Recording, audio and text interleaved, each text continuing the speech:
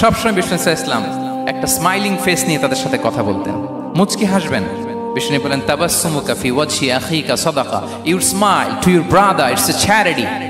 তোমার ভাইয়ের দিকে তাকিয়ে তুমি যে মুচকি হাসো, এটা সাদাকা দেওয়ার সওয়াব কামিয়ে ফেলো তুমি।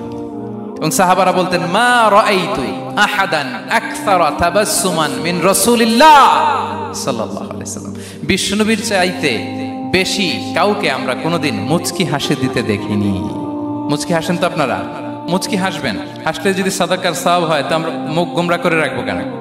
দেখবেন যিনি মুচকি হাসে তাকে সবাই পছন্দ করে, আর যিনি গোমরা মুখ থাকে তার দেখতে ভালো লাগে। আমার ভালো লাগে না, আপনাদের লাগে?